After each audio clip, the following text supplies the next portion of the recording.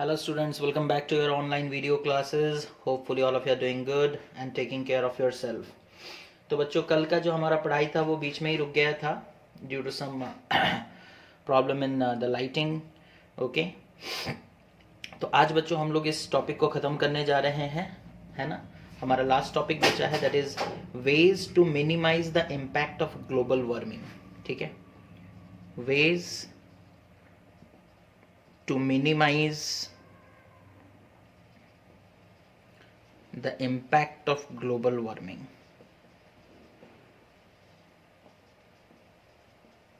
Okay, ways to minimize the impact of global warming. कैसे हम लोग ग्लोबल वार्मिंग के इम्पैक्ट को कम कर सकते हैं, है ना.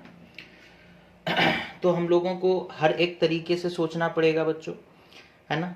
हम लोग साइंस इतना पढ़ चुके हैं तो टेक्नोलॉजी के हिसाब से हम लोग क्या कर सकते हैं, है ना. और गवर्नमेंट जो है वो इकोनॉमिक मेजर्स क्या ले सकता है और पॉलिसी मेजर्स क्या ले सकता है ना. गवर्नमेंट के हाथ में भी कुछ चीज़ें होती हैं और साइंस के हाथ में भी कुछ पोर्शन है जो कि हम लोग इम्प्लीमेंट करेंगे तो फिर मिनिमाइज किया जा सकता है. ठीक है, so there are basically 3 ways, okay, by which we can minimize the impact of global warming. क्या है वो ways ना. एक तो होगा हमें कुछ मेजर्स लेने पड़ेंगे जैसे कि टेक्नोलॉजिकल मेजर्स. ठीक है, टेक्नोलॉजी में हम लोगों को कुछ चेंजेस करने पड़ेंगे, है ना, कुछ नया करना पड़ेगा. ठीक है, सबसे पहले देखते हैं टेक्नोलॉजिकल मेजर्स क्या होने चाहिए. ठीक है, अच्छा, तो हम लोगों को पता है बच्चों जो हमारा ग्रोथ है, पॉपुलेशन ग्रोथ है, ठीक है, वो इंक्रीज करता है हर साल, है ना. और जितना ज़्यादा पॉपुलेशन होता है उतना ज़्यादा हम लोग फ्यूल यूज़ करते हैं. ठीक है, तो हम लोगों को इस चीज़ को चेक करना है. ठीक है, हम लोगों को करना क्या है ना. टेक्नोलॉजिकल मेजर में सबसे पहला काम जो हम लोग कर सकते हैं वो है that is use of renewable sources of energy, है ना. Use of renewable sources of energy.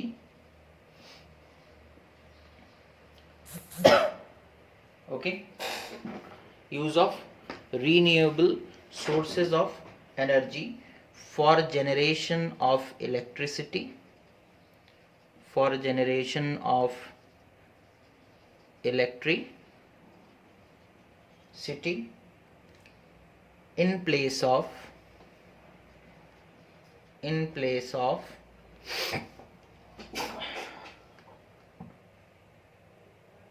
electricity from fossil fuels.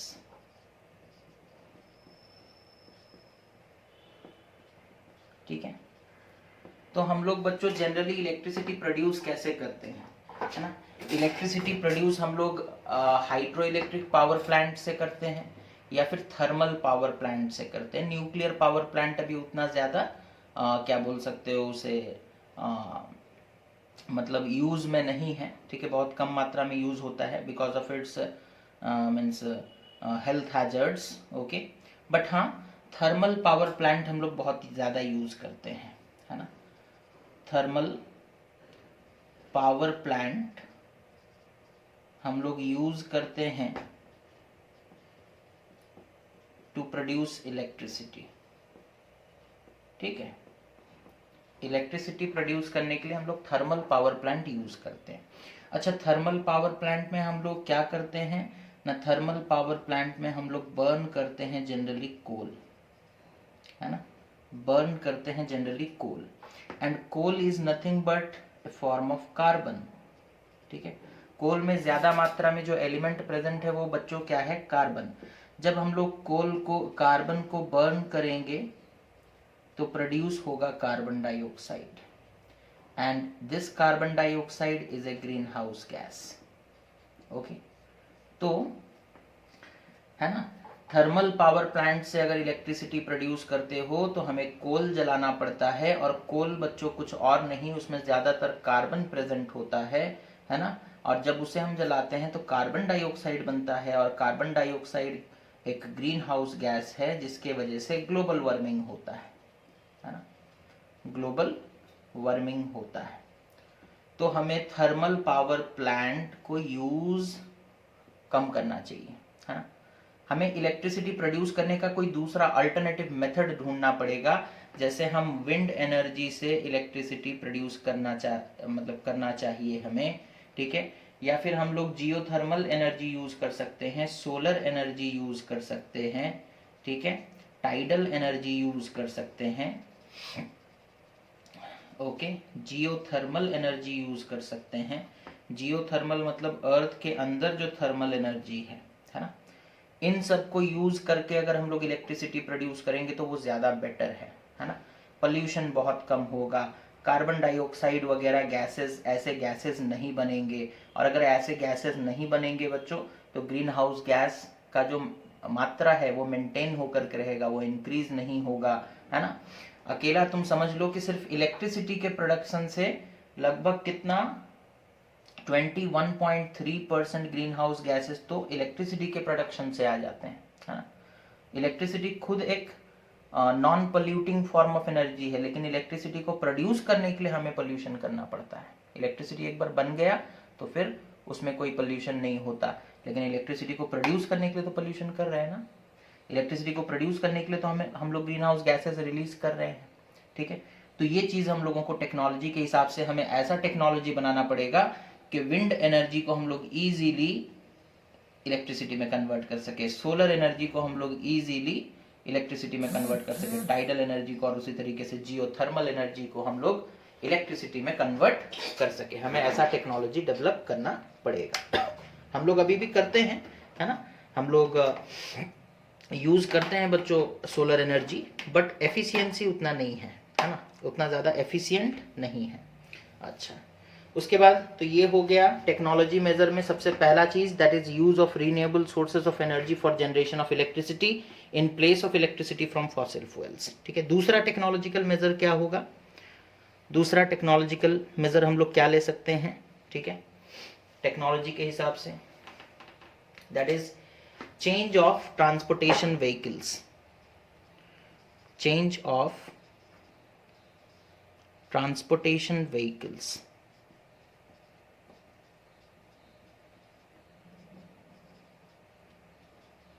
Okay, change of transportation vehicles. बच्चों ट्रांसपोर्टेशन के लिए जनरली हम लोग यूज करते हैं क्या ना, बसेस, है ना, ट्रक्स, ये सब यूज करते हैं। अच्छा, ये बसेस और ये ट्रक्स ये सब कौन सा एनर्जी यूज करते हैं ना, ये लोग क्या यूज करते हैं, ये लोग यूज करते हैं दैट इज फॉसिल फ्यूल, जैसे कि पेट्रोल हो गया, डीजल हो गया, है ना। तो ये लोग बहुत ज़्यादा क्या प्रोड्यूस करेंगे, अब पेट्रोल हो या फिर डीजल हो, ये लोग जब जलते हैं तो ये लोग भी कार्बन डाइऑक्साइड प्रोड्यूस करते हैं, है ना। एंड उनमें जो इंटरनल कंबशन इंजन लगा रहता है, ट्रक हो या फिर लॉरी हो या फिर बसेस हो, इनमें, ठीक है, तो जो इंटरनल कंबशन इंजन लगा रहता है वो लगभग 14% टोटल ग्रीन हाउस गैसेस तो वहीं से निकल कर आते हैं, ठीक है। तो ट्रांसपोर्टेशन के लिए हम लोग जनरली क्या यूज करते हैं ना, बसेस यूज करते हैं, ठीक है, ट्रक्स यूज करते हैं, ठीक है, लॉरीज यूज करते हैं, ठीक है। तो ये सब हम लोग यूज करते हैं, और ये सब जो बसेस हो गए, ट्रक्स हो गए या फिर लॉरी हो गया, ये सब किस में चलता है, ये लोग फॉसिल फ्यूल्स में चलते हैं, ठीक है। फॉसिल फ्यूल्स जैसे कि डीजल हो गया, है ना। तो जब ये लोग fossil fuels, internal combustion engine इनके अंदर एक लगा रहता है, यानी कि कंबशन हो रहा है, कंबशन मतलब बर्निंग प्रोसेस हो रहा है, तो वहां से ग्रीन हाउस गैसेस निकलते हैं, जैसे कि कार्बन डाइऑक्साइड, ठीक है, ग्रीन हाउस गैसेस वो एमिट करता है।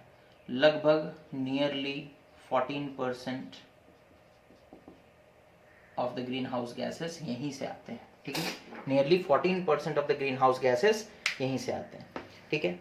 Such vehicles must be switched to battery operated vehicles which will reduce carbon dioxide emission drastically, है ना।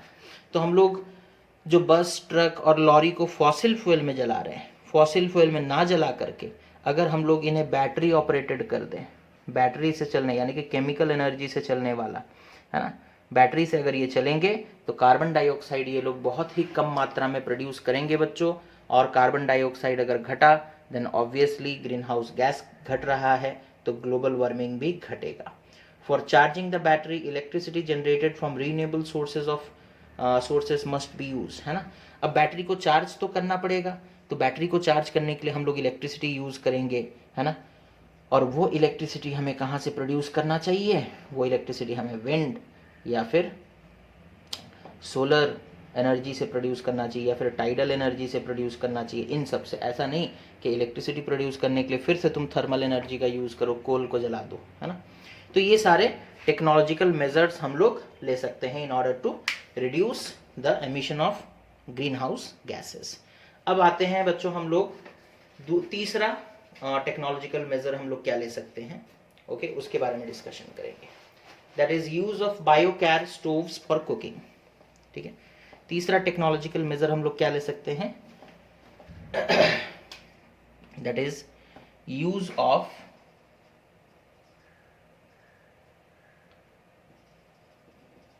Biogas stoves for cooking. तो देखो वो क्या कहते हैं, वो कहते हैं कि in developing countries biomass is mostly used for cooking which also contribute significantly in the increase of greenhouse gases। तो हम लोग ज़्यादा मतलब डेवलपिंग कंट्रीज में बायोमास यूज़ किया जाता है, ठीक है, बायोमास यूज़ किया जाता है कुकिंग के लिए, ओके, यूज्ड फॉर कुकिंग। और ये रिलीज करता है क्या ना, ग्रीन हाउस गैसेस, ओके, ठीक है। तो बायोमास जैसे वो गोबर गैस वगैरह होता है ना, उन सबको जब हम लोग जलाते हैं बच्चों तो उनसे भी ग्रीन हाउस गैसेस निकलते हैं। For burning biomass new technology must be use to burn it in absence of air, specially constructed stoves known as biogas stove, ठीक है। तो बायोमास को अगर एयर के प्रेजेंस में जलाओगे, ठीक है, बायोमास को अगर एयर के प्रेजेंस में बर्न करोगे तो वो ग्रीन हाउस गैसेस देगा। तो हमें कुछ ऐसा टेक्नोलॉजी बनाना चाहिए बच्चों कि हम लोग बायोमास को इन एब्सेंस ऑफ एयर बर्न कर सके, इन एब्सेंस ऑफ एयर हम लोग उसे बर्न कर सके, ठीक है। तो ऐसे स्टोव्स बनाए गए हैं, ठीक है, जिसे हम लोग बायोगैस स्टोव्स कहते हैं, ठीक है, बायोगैस स्टोव्स। तो इनका प्रमोट होना और इनका मतलब कम रेट में अवेलेबल होना, कम प्राइस में अवेलेबल होना, ये भी ज़रूरी है, अदरवाइज बहुत ज़्यादा प्राइस होगा तो लोग खरीद नहीं पाएंगे, है ना। तो इस तरीके से हम लोग बायोगैस स्टोव्स यूज़ करके क्या कम कर सकते हैं ना green house gases. It will release smokeless combustible gases, methane and hydrogen, leaving A charcoal residue which can be bird in the soil, okay. अच्छा, फिर उसके बाद आता है बच्चों इकोनॉमिक मेजर्स, है ना। मतलब इकोनॉमिकली हम लोग किस तरीके से, अब देखो जब किसी चीज़ का यूज़ काफ़ी महंगा हो जाता है तो लोग उसे कम यूज़ करने लगते हैं, है ना। तो गवर्नमेंट को भी कुछ इकोनॉमिक मेजर्स लेने चाहिए, है ना। जैसे इंडस्ट्रीज कोई भी अपने हिसाब से बनाता ही जा रहा है, कोई लगाम नहीं है ना, कोई पाबंदी नहीं है, कोई नियम कानून नहीं है, तो प्रॉपर रूल्स एंड रेगुलेशंस होने चाहिए, ठीक है। इकोनॉमिक मेजर्स,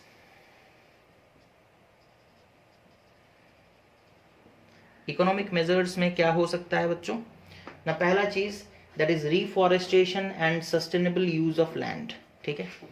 पहला पॉइंट है that is reforestation and sustainable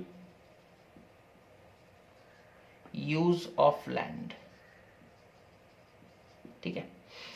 अगर हम लोग ज्यादा पेड़ पौधे लगाएंगे बच्चों तो वो लोग कार्बन डाइऑक्साइड को कंज्यूम कर सकते हैं, है ना।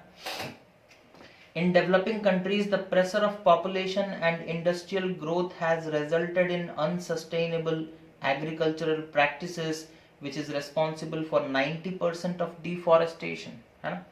तो वो कह रहे हैं कि जो डेवलपिंग कंट्रीज हैं जहां पॉपुलेशन बहुत ज्यादा है, ठीक है, जहां पॉपुलेशन बहुत ज्यादा है, ठीक है, जहां पॉपुलेशन बहुत ज्यादा होगा वहां पर अनसस्टेनेबल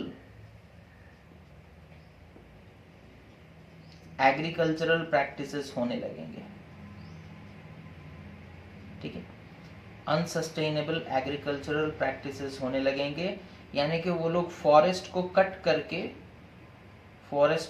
कर देंगे, यानी कि डिफॉरेस्टेशन कर देंगे और वहाँ पर फार्मिंग या फिर एग्रीकल्चरल एक्टिविटीज़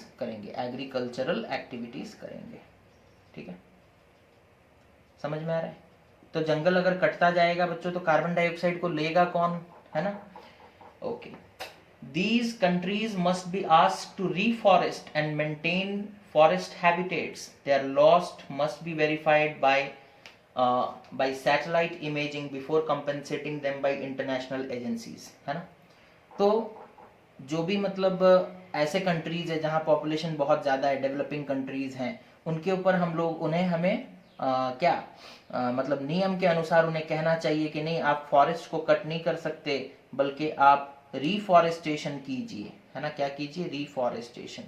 जितने भी पेड़ पौधे आपने काट दिए हैं उन्हें वापस से लगाइए। ठीक है, रिफॉरेस्टेशन करने के लिए हमें उन्हें क्या करना चाहिए? प्रमोट करना चाहिए। ओके, अच्छा, और जो भी लॉसेस वगैरह हैं वो इंटरनेशनल एजेंसीज वगैरह भरपाई करेंगे उसका, है ना? अच्छा, इंडस्ट्रीज टू पे कार्बन टैक्स। ठीक है, ये तो हो गया reforestation and sustainable use of land. फिर इंडस्ट्रीज को हम लोग कैसे मतलब ठीक तरीके से यूज कर पाएंगे ना? इंडस्ट्रीज को हम लोग बोलेंगे कि आप लोग कार्बन टैक्स दो, इंडस्ट्रीज टू पे कार्बन टैक्स। ठीक है, जब आप किसी इंडस्ट्री पे कार्बन टैक्स लगा दोगे तो वो खुद ही समझ जाएगा कि हम लोग अगर कार्बन डाइऑक्साइड ज़्यादा प्रोड्यूस करते हैं तो हमें टैक्स ज़्यादा देना पड़ेगा, है ना? तो हम लोग खुद कम करेंगे, है ना? कंजप्शन कम करेंगे, हम लोग प्रोड्यूस कम करेंगे।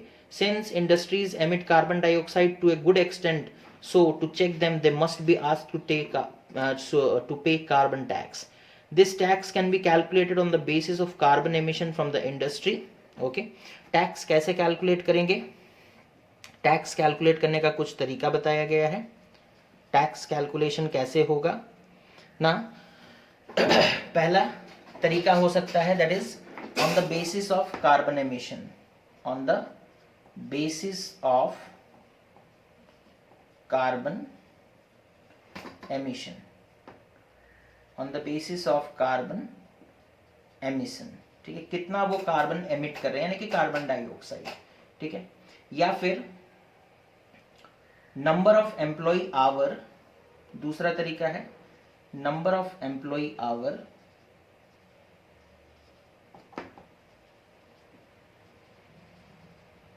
ठीक है, कितने एम्प्लॉय काम करते हैं और वो कंपनी कितने घंटे काम करता है, ओके, कितने घंटे चलता है। ठीक है, and turn over of the industry, तीसरा चीज हमें देखना पड़ेगा turn over of the industry. ठीक है, turn over of the industry. ठीक है, ऐसा ना हो कि एक इंडस्ट्री छोटा है ना, उसके ऊपर हम बहुत ज्यादा टैक्स दे देंगे तो वो इंडस्ट्री ही बंद हो जाएगा बच्चों, है ना? तो इस तरीके से हम लोग कार्बन टैक्स इम्पोज कर देंगे, है ना? और कंपनी वगैरह को जो इंडस्ट्री के एम्प्लॉइज हैं, है ना, उन्हें बार बार मीटिंग वगैरह के लिए जाना पड़ता है एक जगह से दूसरे जगह। ठीक है, दिल्ली में मीटिंग है, कभी मुंबई में मीटिंग हो रहा है, तो ऐसे मीटिंग्स में जाने के लिए वो लोग ट्रैवल करेंगे, और ट्रैवल करेंगे मतलब या तो फ्लाइट के थ्रू जाएंगे या फिर ट्रेन या फिर बसेस। तो हमें ट्रैवल को कम करना है बच्चों, है ना? ट्रैवल कम होगा ऑटोमेटिकली तो ये बस ट्रेन वगैरह भी कम यूज होंगे। तो हम लोग टेली कॉन्फ्रेंसिंग के थ्रू मीटिंग्स वगैरह कंडक्ट कर सकते हैं, यानी कि जैसे अभी हम लोग करते हैं, जूम हो गया या फिर गूगल मीट हो गया, इनके थ्रू मीटिंग कंडक्ट कर देना चाहिए, बल्कि लोग को पर्सनली जाने का जरूरत नहीं पड़े। ठीक है, तो ये सारे इकोनॉमिक मेजर्स हम लोग ले सकते हैं in order to control what ना कार्बन एमिशन, और that is greenhouse gases. Okay, उसके बाद आता है बच्चों पॉलिसी मेजर्स। अब ये गवर्नमेंट के ऊपर है ना, जो फाइनली है दैट इज पॉलिसी मेजर्स। ठीक है, पॉलिसी मेजर्स में क्या क्या है देखो।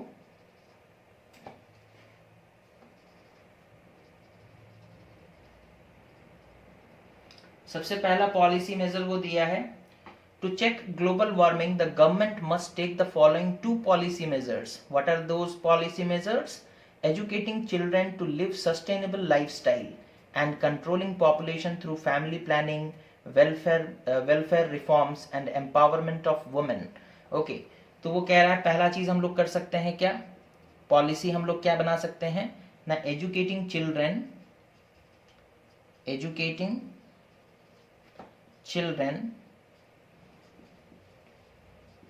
to live sustainable lifestyle। ठीक है, हमें बच्चों को ये चीज सिखाना चाहिए, उन्हें एजुकेट करना चाहिए इस पर्टिकुलर टॉपिक पे कि वो लोग मतलब जो हम लोग बोल सकते हैं मतलब क्या बोल सकते हैं, फिजूल का जो हम लोग यूज करते हैं, है ना, जैसे एक मोबाइल से काम बन सकता है, लेकिन कुछ लोग हैं जिनके पास 2-2 3-3 मोबाइल्स हैं, तो 2-2 3-3 मोबाइल हैं, मतलब वो लोग 2-2 3-3 मोबाइल चार्ज भी करेंगे, है ना। एक गाड़ी से काम बन सकता है, लेकिन 3-3 4-4 गाड़ियां रखे हुए हैं, ठीक है। तो वो एक्सेस यूज ना करें, उतना ही यूज करें जितना हमारे नीड को फुलफिल करने के लिए काफी हो, ठीक है। Excess use of anything is disastrous, it is dangerous, है ना। We need to educate children that genuine happiness lies in less competitive and more cooperative society. Consuming more, buying more must not be the aim of our life. For a sustainable life, we must make full use of what we have. The materialistic gain gives a temporary pleasure. ठीक है, तो यहाँ पर वो बता रहे हैं कि जो मेटेरियलिस्टिक गेन है ना, हमने इतना मोबाइल खरीद लिया, हमने इतना मोटरसाइकिल खरीद लिया, या फिर कार खरीद लिया, ठीक है, जितना ज़रूरी है उतना खरीदो, है ना। सस्टेनेबल लाइफस्टाइल रखो, ओके, जितना उतना लैविशिंग लाइफस्टाइल और उतना लग्जरियस लाइफस्टाइल मेंटेन करना ज़रूरी नहीं है। अगर हम चाहते हैं कि हमारा अर्थ, हमारा ये पूरा का पूरा लाइफ सिस्टम जो है वो कंटिन्यू करे ज़्यादा दिनों तक, तो हमें ये सारे चीज़ में कॉम्प्रोमाइज़ करना पड़ेगा, ओके। और इसके लिए हमें चिल्ड्रंस को एजुकेट करना पड़ेगा। दूसरा क्या है, there is controlling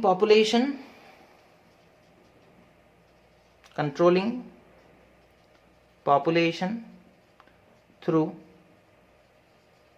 family planning,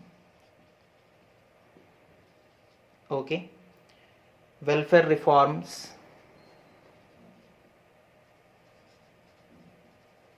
okay, and empowerment of women,